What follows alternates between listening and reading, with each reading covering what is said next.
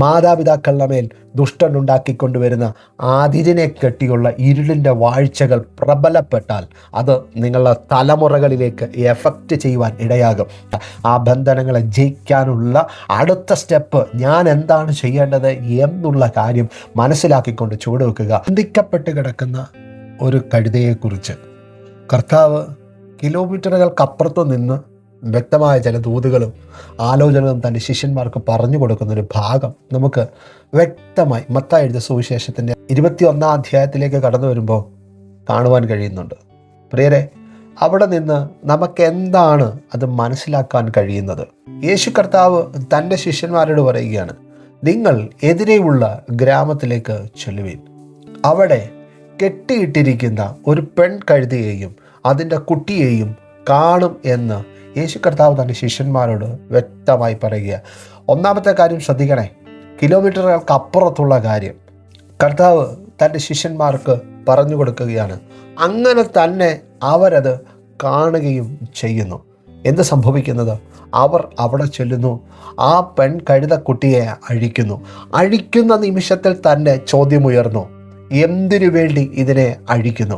കർത്താവ് അതിനു മുമ്പ് തന്നെ അവർക്ക് ആൻസർ കൊടുത്തിരുന്നു, കർത്താവിന് ഇവയെ ആവശ്യമുണ്ട്. പ്രിയ ദൈവമേ, യേശു കർത്താവിന് ശിഷ്യന്മാർ വന്നിട്ടാണ് ഈ കഴുതക്കുട്ടിയെ അഴിക്കുന്നു, ആ കുഞ്ഞിനെ സ്വാതന്ത്ര്യത്തിലേക്ക് കൊണ്ടുവരുന്നത് എന്ന് വെച്ചാൽ ആ തള്ളക്കഴുത കെട്ടപ്പെട്ടതുപോലെ കിടന്ന സാഹചര്യത്തിനകത്ത് നിന്ന് നിങ്ങളെ സ്വാതന്ത്ര്യത്തിലേക്ക് കൊണ്ടുവരുവാൻ ഇന്നു പകലിൽ ഞാൻ നിങ്ങളുടെ അരികിൽ വന്നു നിൽക്കുന്നു എന്ന് ഞാൻ യേശുവിൻ്റെ നാമത്തിൽ അങ്ങ് പറയുക. കാരണം നിനക്ക് ജയിക്കാൻ കഴിയാത്ത സകല ബന്ധനങ്ങളെയും അഴിക്കാൻ നസ്രയനാകുന്ന യേശുവിന് മാത്രമേ കഴിയുള്ളൂ എന്ന് പറയാനാണ് നിങ്ങളുടെ അരികിലേക്ക് ഞാൻ ഇന്ന് പകലിൽ വന്നിരിക്കുന്നത് എന്ന് ഞാനും പൂർണ്ണമായി വിശ്വസിക്കുന്നു.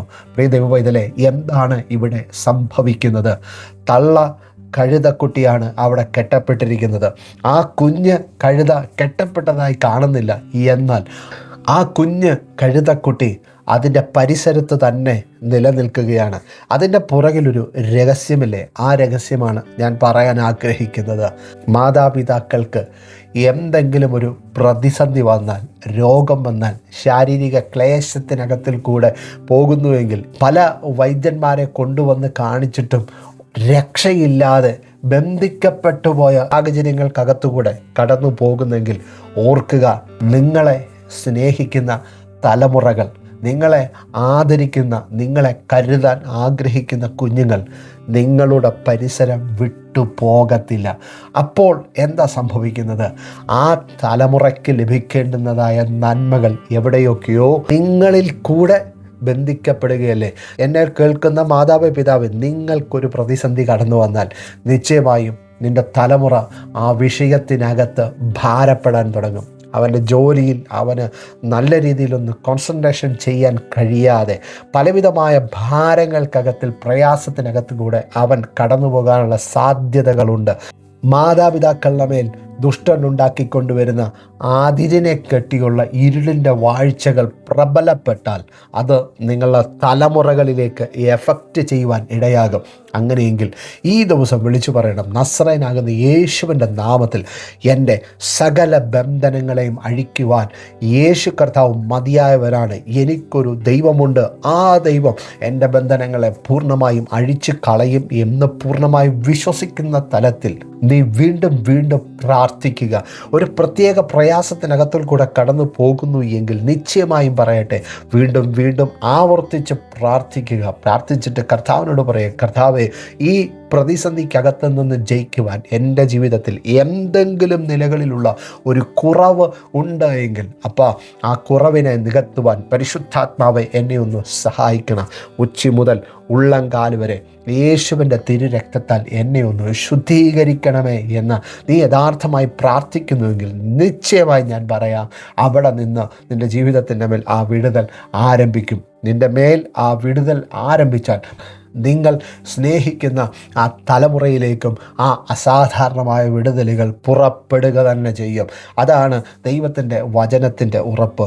നസറേനാകുന്നവൻ തൻ്റെ ശിഷ്യന്മാരെ പറഞ്ഞുവിട്ട് ആ ബന്ധനത്തിനകത്തിൽ നിന്ന് അഴിച്ചുകൊണ്ടുവന്ന ആ തള്ളക്കഴുതയുടെ പുറത്ത് യേശു കർത്താവ് മുമ്പോട്ട് യാത്ര ചെയ്യുന്നതും നമുക്ക് 21-ാം അധ്യായത്തിൽ കാണാം. എന്നാൽ അതിനുശേഷം ആ കുഞ്ഞ് കഴുതക്കുട്ടി എവിടെ പോയി, എങ്ങോട്ട് പോയി അറിയില്ല. അപ്പോൾ ശ്രദ്ധിച്ചേ, നസറേനാകുന്ന യേശു ഈ തള്ളക്കഴുതക്കുട്ടിയെ അഴിച്ചപ്പോൾ തന്നെ ആ കുഞ്ഞ് അവിടെ സ്വാതന്ത്ര്യത്തിലേക്ക് കടന്നു വന്നുവെങ്കിൽ, പ്രിയ ദൈവ പൈതലേ, ഈ ഓശാന ദിവസങ്ങൾ കടന്നു വരുമ്പോൾ നമ്മൾ മനസ്സിലാക്കേണ്ടുന്ന പ്രധാനപ്പെട്ട കാര്യം, എൻ്റെ ജീവിത യാത്രയ്ക്കകത്ത് നിലനിൽക്കുന്ന സകല ബന്ധനങ്ങളെ അഴിക്കാൻ ഒരേ ഒരാൾക്ക് കഴിയത്തുള്ളൂ, അതെൻ്റെ യേശുവാണ്. അതാണ് ഇവിടെ ഓശാനയുടെ യഥാർത്ഥമായ പ്രത്യേകതയെന്ന് മറന്നുപോകാതെ മുമ്പോട്ട് ചുവടുവെക്കുക. ഞാൻ വിടുവിക്കപ്പെട്ടാൽ എന്നിൽ കൂടെ എൻ്റെ തലമുറകളും അനുഗ്രഹിക്കപ്പെടുമെന്ന് വചനം വ്യക്തമാക്കുന്നു. അതുകൊണ്ടാണ് അബ്രഹാമിനെ ദൈവം വിളിച്ചു. അബ്രഹാമിൽ കൂടെ ഇസഹാക്ക് അനുഗ്രഹിക്കപ്പെട്ടു. ഇസഹാക്കിൽ കൂടെ ഗോത്രപിതാവാകുന്ന യാക്കോബും, യാക്കോബിൽ കൂടെ പുറത്തു വന്ന 12 ഗോത്രങ്ങളും അനുഗ്രഹിക്കപ്പെട്ട ചരിത്രം ഉണ്ട് എങ്കിൽ, മോശയുടെ അടുക്കൽ വലികൂട്ടം ജനതയുടെ പുറപ്പാടിന് വേണ്ടി പറഞ്ഞു വിടുമ്പോഴും ദൈവം പറയുന്നത്, ഞാൻ അബ്രഹാമിൻ്റെയും ഇസഹാക്കിൻ്റെയും യാക്കോബിൻ്റെയും ദൈവം ആണെന്ന് തന്നെയല്ലേ? അങ്ങനെയെങ്കിൽ പ്രിയ ദൈവ പൈതലെ, നിശ്ചയമായി ഞാൻ വിളിച്ചു പറയട്ടെ, നീ പ്രാർത്ഥിച്ചൊരു വിടുതലിലേക്ക് കയറി വാ. നീ പ്രാർത്ഥിച്ച് നിന്റെ ഇരുളിൻ്റെ ആധിപത്യത്തെ ജയിക്കുവാനുള്ള ത്രാണിയെ ബലപ്പെടുത്തുക. അപ്പോൾ നിന്റെ അതിരിനകത്ത് വലിയ സ്വസ്ഥതയും സമാധാനവും വർധനവും, ഒരു വലിയ എൻലാർജ്മെൻറ്റ് സംഭവിക്കുമ്പോൾ നീ പോലും അറിയാതെ നിൻ്റെ തലമുറയുടെ ജീവിതത്തിൻ്റെ മേലും ആ ഡെലിവറൻസ് സംഭവിച്ചു കൊണ്ടേ ഇരിക്കും. എങ്കിൽ ഇന്ന് പകലിൽ അധികാരത്തോടെ വിളിച്ചു പറയണം, എൻ്റെ കർത്താവ് എനിക്ക് വേണ്ടി അസാധാരണമായ ദൈവപ്രവൃത്തി ചെയ്യാനുള്ള ദിവസമാണ് ഇന്ന് എന്ന് ഞാനത് പൂർണ്ണമായും വിശ്വസിക്കുന്നു. അപ്പോൾ നിൻ്റെ ജീവിതത്തിൻ്റെ മേൽ എത്ര വലിയ ബന്ധനത്തിനകത്തിൽ കൂടെ നീ കടന്നു പോകുന്നു എന്നുള്ളതല്ല, ആ ബന്ധനങ്ങളെ ജയിക്കാനുള്ള അടുത്ത സ്റ്റെപ്പ് ഞാൻ എന്താണ് ചെയ്യേണ്ടത് എന്നുള്ള കാര്യം മനസ്സിലാക്കിക്കൊണ്ട് ചുവടുവെക്കുക. അതുതന്നെയാണ് ബൈബിൾ പഠിക്കുമ്പോൾ ഇടതടവില്ലാതെ നമുക്ക് കാണുവാൻ കഴിയുന്നത്. എബേസിൻ്റെ ചരിത്രത്തിനകത്ത് അവൻ വ്യസനപുത്രനായി പുറത്തു വന്നു, പക്ഷേ അവൻ പ്രാർത്ഥിച്ചു.